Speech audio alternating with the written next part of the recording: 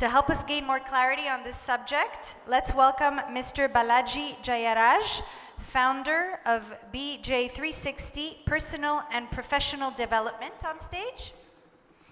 He will open a window on the topic, the influence of action and social-based learning towards entrepreneurship. Mr. Balaji.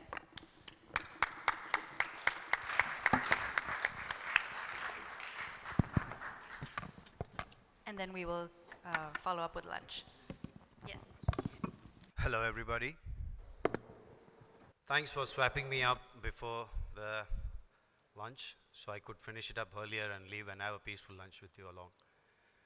So myself, Balaji Jayaraj from India, so founder of BJ360, Personal and Professional Development, a new initiative being started up out of my qualification, which I've gained from UK and Ireland.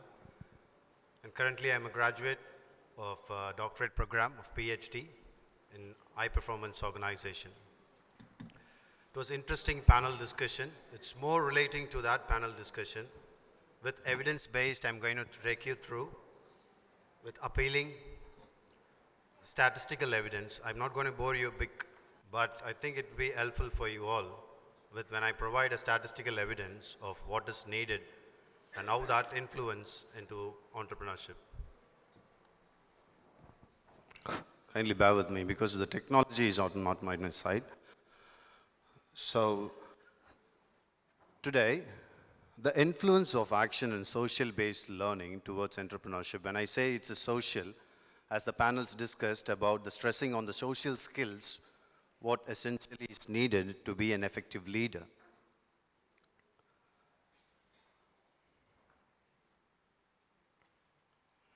So mostly I'll be focusing on this following.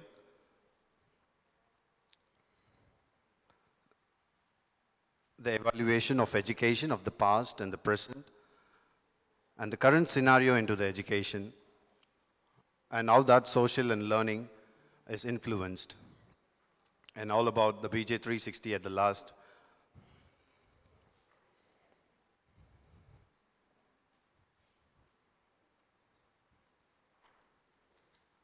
Thanks.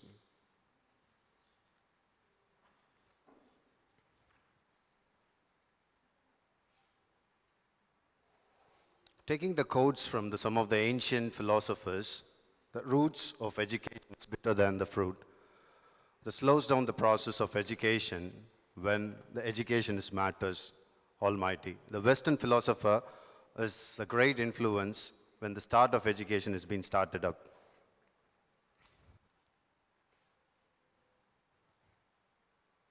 The Frederick's, the interesting quote, which says in the past that education is everyone.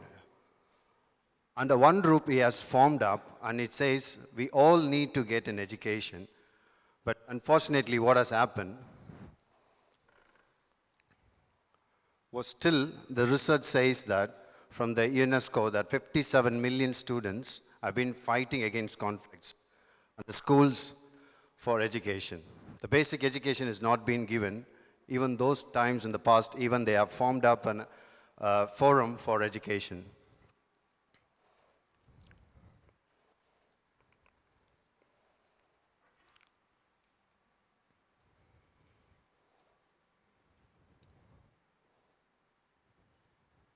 But as mentioned in the panel, they say that we lost the human touch. As being a doctor or whatever the teacher, we have lost the human touch. The technology is dominating now. We have moved from the blackboards to the technology. Most of the developing countries like India, we've been given a smartphones and the smart technology to go through our lessons. But many of the countries, students have got their own technology computers to go through their lessons to educate them. But we have lost the traditional touch of the teacher who is motivating, standing behind us and telling us we can make it up. But that is also a positive sign. The technology has given a lot.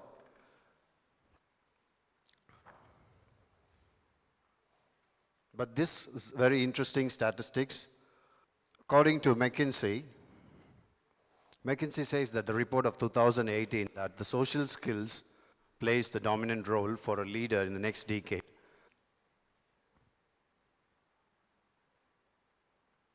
But we have got many institutions, many schools, but the candidates or the students feel there are multiple courses, what leads to what and what career enhance the candidate to be. Let's take the developing nations like United States of America, how they design their B schools into 3 categories. The B schools designed by the local entrepreneurs on their industry exposures, and also B schools been designed by the traditional institutions like MIT, focusing on the entrepreneurs to help the entrepreneurs. But the companies like Motorola, IBM also. But the interesting fact is that they've been taking up their challenges or the problems which they face inside the organization as a case study, and they design as that as a module, and they address the candidates or students who undergo their programs.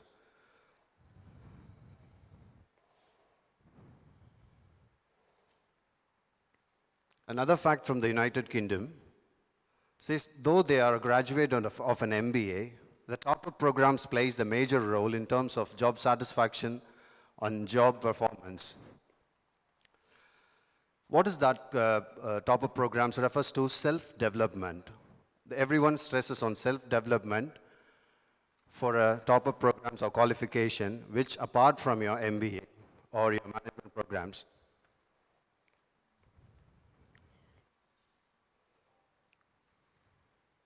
Even countries like Japan, though they are getting affiliated with institutions, so 85% of the managers have been trained within in-house on self-development, where the education gaps been only fulfilled by the corporates and the companies, and not the educationalists have been taking any initiatives only to cover up their modules or the case studies being given. But there are something which has been lacked within the candidate has been focused as training programs by companies. Though they work affiliated with the institutions, but we cannot satisfy the human touch or the social skills being sharply given to the candidates. Why they stress on this self-development? From the McKinsey report, we say the US, they have been designing B schools into 3 categories. Still, McKinsey in report, they say that most of the companies in US spend $14 billion on self-development. But let me look into the figure of that. Around 30% of the US companies admit that they fail to catch up international business opportunities because of their enough leaders lack on their capacities or capabilities. And on UK, there are 7% of the senior management has polled it. The companies today, the global leaders are not effective. Why are they focusing on this social skills? So let me see, the research from the Harvard University has been shown that social skills are the leading market and which keeps the work leader on the top list. And even the philosophers and the research scholars have been pointing out that social skill is underneath the self-development. Self-development programs has to be aligned with social skills. So that makes job rotation or job performance or inability skill of a candidate.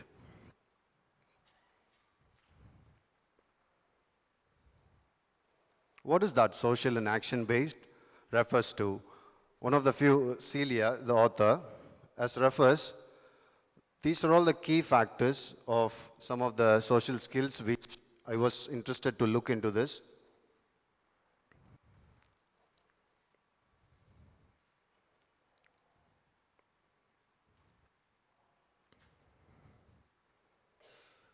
So listen, show respect to everyone, make good first impressions.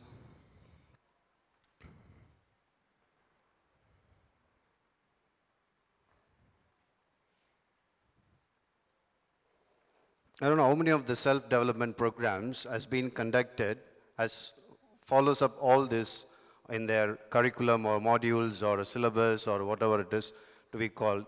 So we don't take the candidates outside to the social world and make them see what's happening in the social world. So there's hardly we find time to network and mingle with people and all that.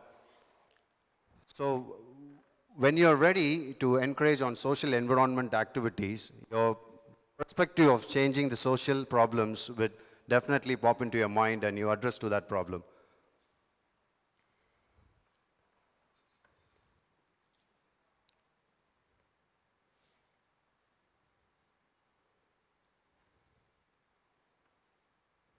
These are the questions I've been asked as a graduate after I graduated from MBA and MSc and being a PhD, that do all the self-development programs include social skills onto their programs?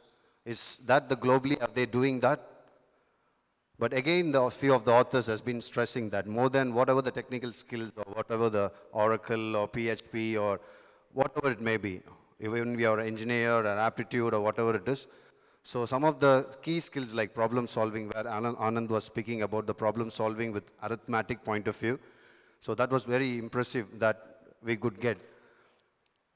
But how that this can be focused on being as a module can be designed in self-development, focusing on the social skills.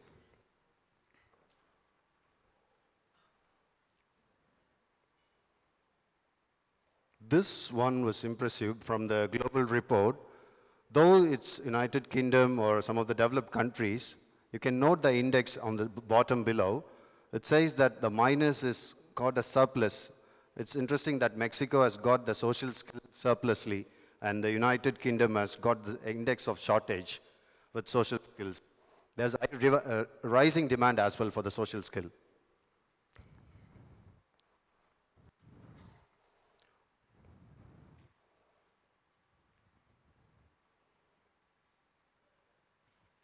Interestingly, again, the Mexico keeps at the top, and the United Kingdom on the learning process skills.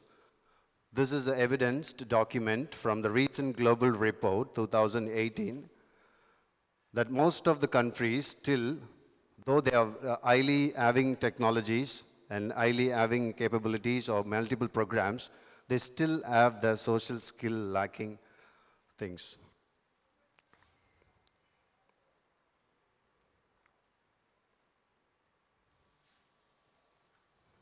Again, the graph remained, but this time is Italy, which is, and the United States is in the middle of the graph, which on the communication skill in the shortage.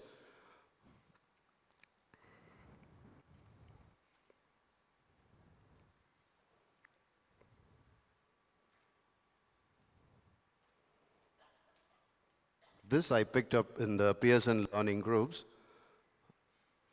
Predicting the future of 2017 study has been taken up. Why the social skills and the upcoming skills is going to be very, very important in the field of teaching or hospitality or customer relationship. Let's have a look at the top skills for 2030. Even the panel discussion where one of the panelists was stressing where the top skills, the teachers has to understand what the student need is and what the skill gap they are having, and they have to satisfy the skill gap in order to enhance their career or as a person to be a leader in the market.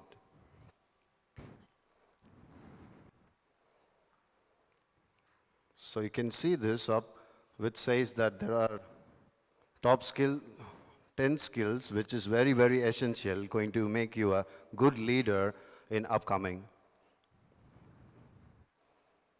The interesting fact in the US column, you could see that social perspectiveness, which engage the social thing.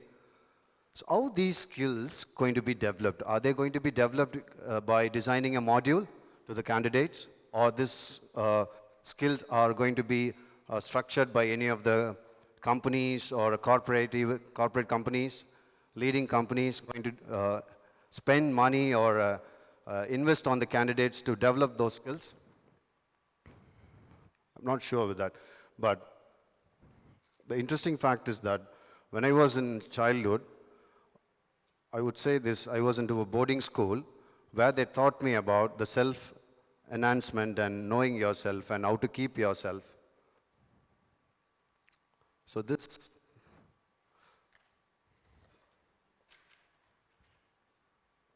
sorry for this. How these skills can be attained, as you saw that two things from the US and the UK, the top 2030. Know yourself and the self-esteems and put yourself out there.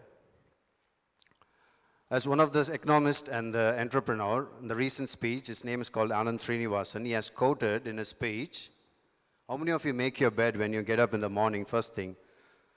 So, I don't know how many of you make it, but when you make that, the first task is done, and you're excited to go for your next task, and you know you are happy that you can do everything on time and on process, but enjoy your short wins by doing things from your morning startup of your day.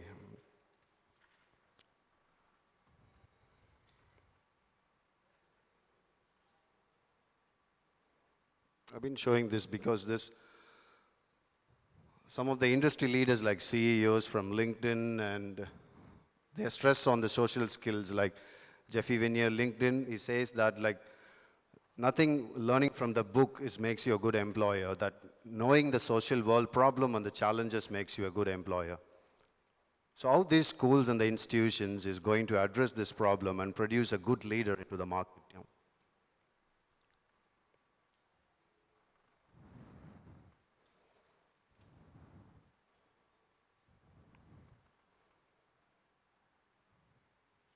A key thing I have understood from my learnings and my exposure, that engaging yourself, when you start engaging yourself to the social world and connecting to the social environment, the new ideas pops in. How those new ideas pops in? Like when we walk out to the social world, we can see from our eyes that there are some problems happening in the society. How could that problems can be addressed? So when the student's sitting inside the classrooms learning the books and he doesn't know how to use that theory or a model which is being taught to him and put that in the real world and solve the real world's problem. But when its model is designed accordingly, taking him outside to the social world and engaging him into the social problems, so the new perspective on his point of view pops in, and he sees the challenges what is being going through currently in the scenario of globally, and he can think on his own critically and come up with a new idea to solve that problem. And that's why I stress on social and action-based learning. As a educationalist and being a doctorate and being a graduate from well-known institutions, so I have taken an initiative to come up with this idea as an organization as BJ 360. It's called as Body, Mind and Spirit. It's not a classroom setup. Hardly people sign up. There are candidates who wants to develop themselves, then they come to me. So we focus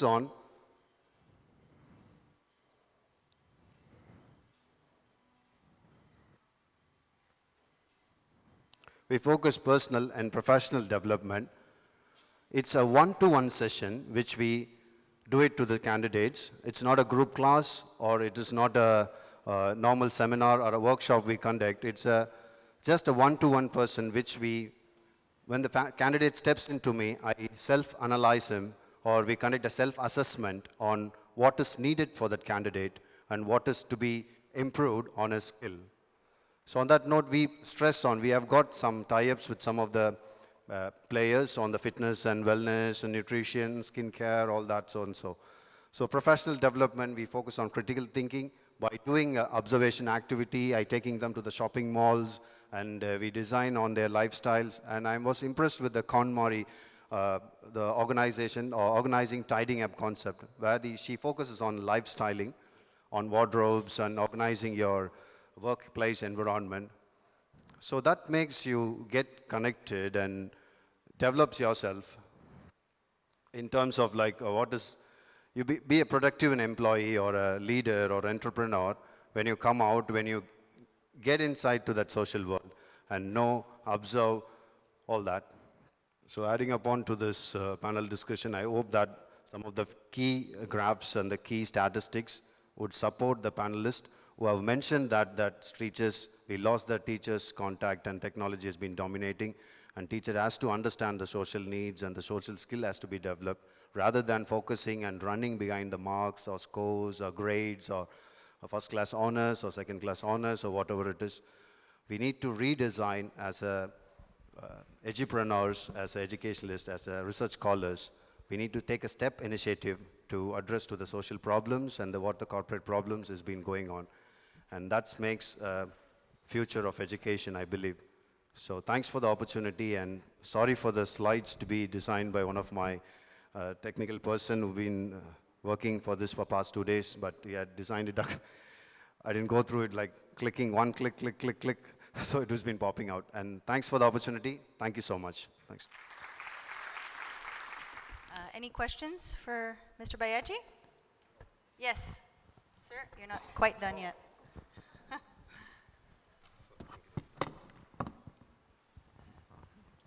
Yes, please. Yes, hello. Nino Baraka. I'm the founder of Value Hub from Sweden.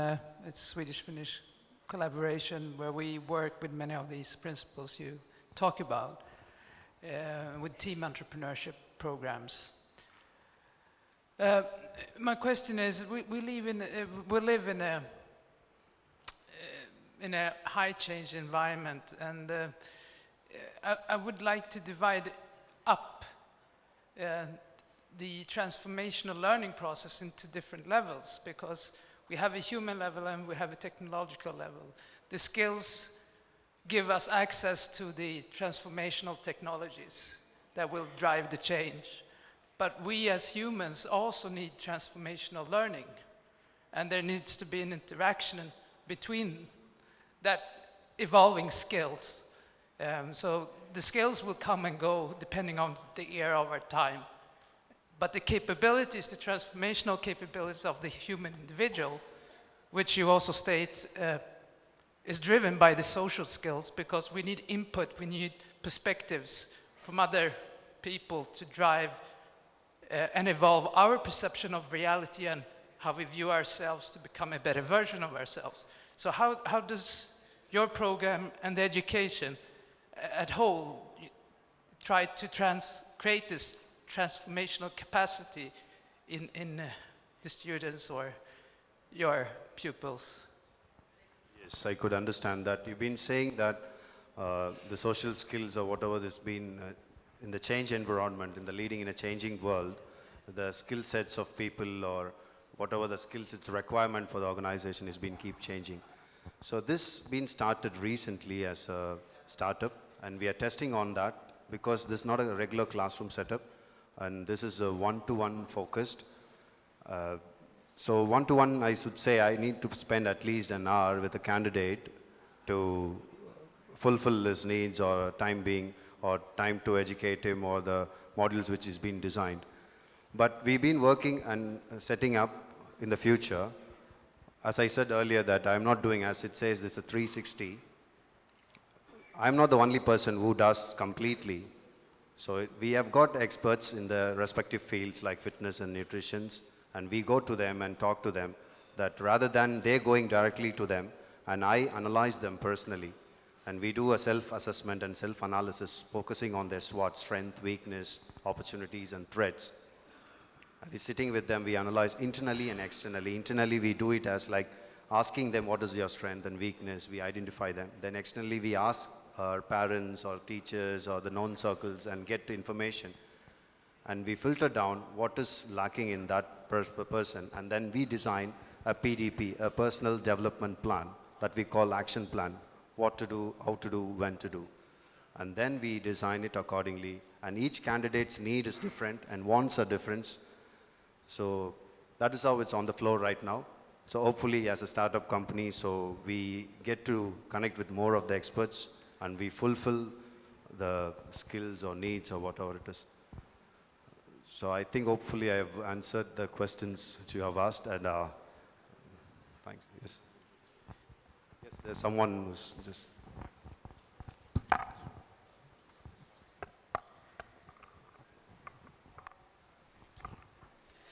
Hi, my name's Selena. I'm a consultant in Australia and I work with teachers and leaders in the way that they use student performance data.